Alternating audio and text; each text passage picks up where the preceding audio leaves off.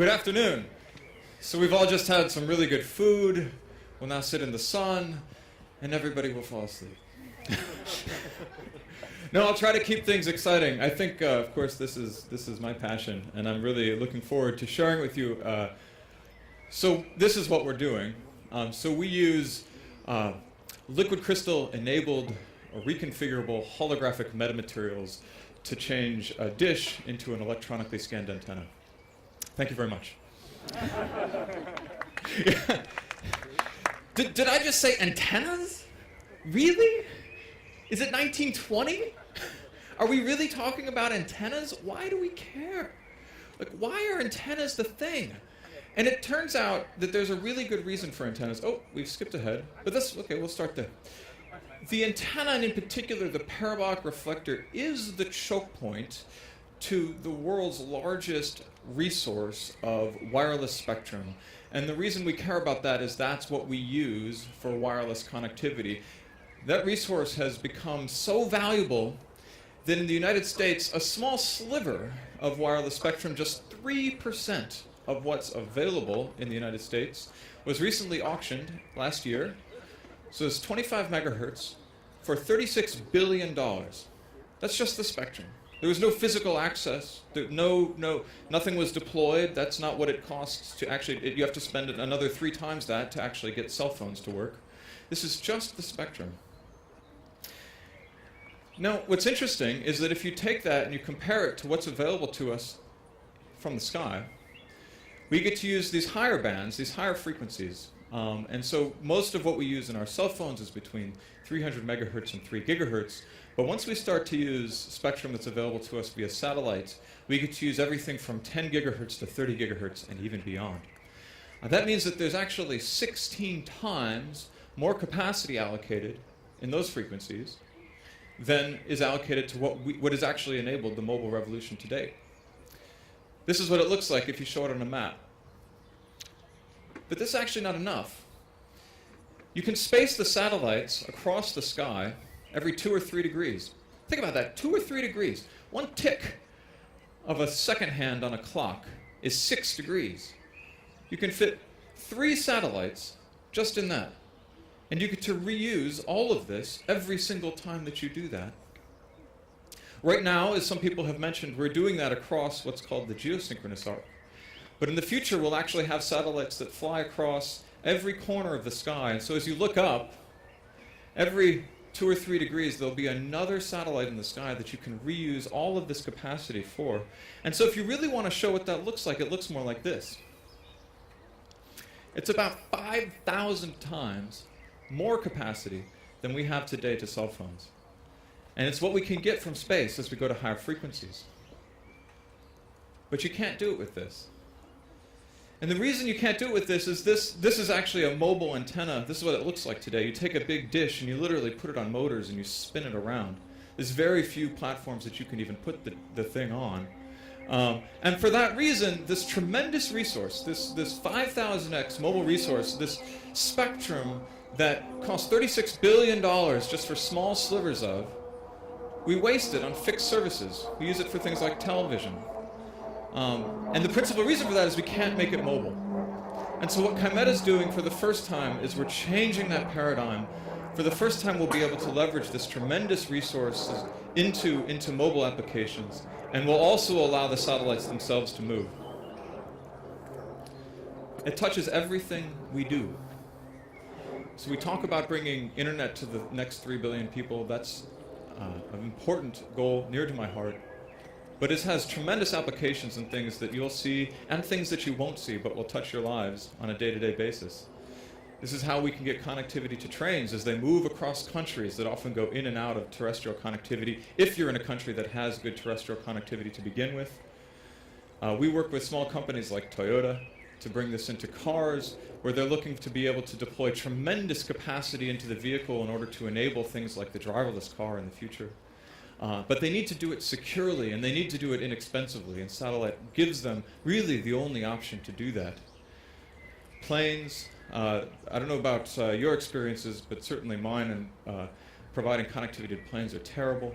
working across a number of verticals in maritime, as you move across the oceans now, getting for the first time world-class connectivity.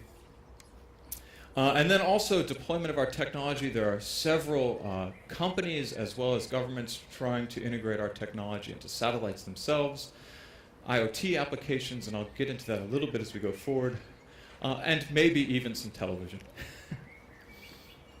This is what our first product looks like. This is actually the alpha prototype. We built this one in December of last year. We've now done 2 generations of alpha. We will do 2 more in the second half of this year before launching our first product early next year. So this is what it looks like, and I want to tell you a little bit about how we make it because it's part of what makes the technology so different. It's very, very simple components. In fact, all of the things that make up our technology are individually relatively unsophisticated. The core component is right there in the middle. It's what's called a TFT aperture. So when I started this, I said liquid crystal enabled reconfigurable holographic metamaterials, right? Some great words. All of that really happens right in that middle. And when I say liquid crystal, we actually use the components of the liquid crystal display industry. In fact, we work with Merck in Darmstadt as one of our suppliers, and we work with Sharp that is actually producing our antennas on their television production line right now. The one in Yanago, actually, one of their older production lines. And so in this case, when I talk about using that technology, I don't mean learning some things about what have been done in the past. I mean directly leveraging the $250 billion of manufacturing infrastructure that have been developed to build televisions and turning that into something that enables the next generation of internet. I'd like to show this video just so that you can get a sense of what's in there. So this is the active element. This is actually the active element in a television. You have this little liquid crystal bit and a combination of polarizers and color filters that make the whole thing work. In fact, if you looked at our active region, it has the same central component, but you get to eliminate the polarizers, you get to eliminate the color filter, and you get to eliminate the backlight, which it turns out is about 2/3 of the cost of a television. We only use the central part. And we use it at a different frequency. So instead of operating at optical frequencies, we're doing much the same thing, but we're doing it at microwave frequencies. And really just turning on what turns out to be about 10,000 pixels in an aperture. We get to have some fun with this. I spoke recently at the Detroit Auto Show, where we announced the work that we've been doing with Toyota, where we talked about the power not just of accessing satellites for unicast, but the power of using the multicast and broadcast capabilities of satellite to provide data to the car. It turns out that over one satellite, using that multicast capability, we can put 1 terabyte of data into every vehicle on the planet every month. If you think about what that means and what the cost of that will mean, it's almost free. That sounds crazy until you realize that you're already getting hundreds of high-definition channels on the same resource. A direct TV dish, a service that we have in the United States, gets 6 gigabit per second continuously, so cheap that it can't even be metered. And you're only paying for the service that is provided over that, just the content. So bringing that to the car not only reduces the cost and increases the capacity, but it solves the problems of coverage areas that are so deeply felt by the OEM industry. You know, companies like Toyota, and I assume like VW here in this town, they have to pay attention not just to their customers that are the first world customers, right? They have to pay attention to customers that are in Africa and are in India. In the case of the United States, Montana, where there's not much coverage. And they have to keep those customers safe as well. It's an increasingly important part of what they do. Furthermore, there are some fundamental elements of security with satellite and the ability to control where the data comes from physically that aren't available on terrestrial networks where you have millions of access points to the network. This is actually a car that we built, had one of our antennas in it. This is the Mirai, which in Japanese means the future. It's a hydrogen car, so part of Akio Toyota's vision of the future is actually that we won't use batteries, but we'll use hydrogen. I don't know if he's right. I don't particularly care, to be honest. But it's a cool-looking car.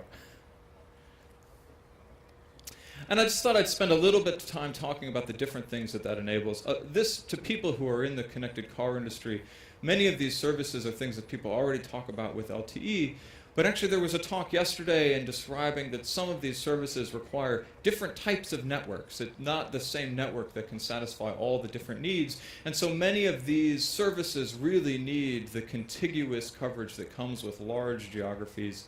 And many of them can really benefit from the lower cost of deployment of data that comes with multicast and broadcast services that can be provided so inexpensively over satellite. I'll share one example of something that we're working on. As you're able to pull data out of the car, you're able to get information about when brakes are hit, and so you quickly know if something has happened on the road.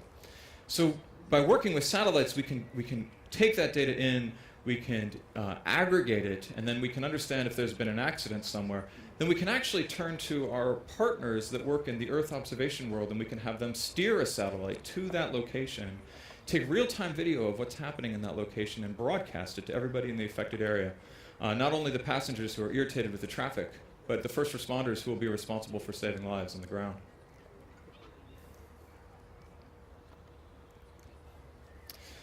I thought I'd just show you what was inside because I think it's cool. So the glass that we produce from Sharp comes to us. We literally bond it to a protective layer, so it's a very robust, incredibly strong. We then just beat the crap out of it to make sure. We spend a lot of time doing vibration testing, temperature testing, lifetime testing. Right now, that's the phase of the company that we're in. We spent enough time doing that, even in the first month since we made our first alpha prototype, that we thought we should just put it into an actual car and see what happened when we drove it around in a real-world environment. So first test, we put this into a car in January. We got it running in the middle of February, and then we drove it all across the United States. Not just one time, but kind of up and down and around and zigzagged, about 20,000 miles in all, going from Seattle, Washington, where we're located, to Washington, D.C. And as we did that, we stopped at some of our partners, and I think this is illustrative of the types of industries that are affected by the technology that we're bringing. We stopped at our customers and partners, and we had them put their stickers on the car and sign it and kind of demonstrate their need for this technology. So after stopping at a few places, this is what the car looked like. And I want to pause here, and I want you to look at a few of the names on there and think about what these mean and the size of the industries that are being impacted by this technology. There's some obvious ones: American Airlines, Southwest. Airlines, of course, need connectivity. In fact, it's the most important thing that they're doing right now. Outside of fuel savings, it's the thing that they can do to best impact their business and drive people to their airlines. Royal Caribbean, connectivity as people travel, it's a very popular mode of vacationing, but more and more people demand not just to be connected, but be connected inexpensively with very high capacity. Trimble, I think this is really interesting. Tractors. More and more, our agricultural industries are based on the ability to get data out of the fields, aggregate it, know where to put fertilizer, know where to put water, be able to integrate that with other forms of data. There's huge need to bring data in and provide it back to tractors, as well as a desire to move more and more autonomy into those vehicles and make those industries more effective, labor effective. So I could go on, actually. I mean, you can see the big one, Toyota, right? Small car companies being impacted by this. Panasonic, actually, on the back right, not only is a company that can produce the panels, but actually manages their own satellite network as well. I could actually spend all day going through this, but these are just a few of the people that are currently engaging with us and whose industries are being affected by this new class of spectrum, new class of coverage that's newly enabled. When we got to Washington, D.C., we thought we'd throw a party. So we had threw a little party on a boat there and put our antenna up, and in fact used the system over Panasonic's satellite network. Just to demonstrate what's possible, there we go. We not only provided internet connectivity, but their global network provides direct-to-home television, provides television services at the same time. So people could Skype in and out of the yacht, but could also watch the television services that were being deployed over those satellites, all through one antenna. We invited about 150 of our friends, something like 300 showed up. This was at the satellite conference, which gives you again a sense of how much that's impacting this industry, which has really needed a solution like this for a long time. And I like this picture. Okay, so now we're in the phase of moving from alpha to beta. This is what our beta will look like. The final designs are being put together right now as we stand up contract manufacturing with Jabil, the world's third largest contract manufacturer. And thank you very much. I appreciate your time today.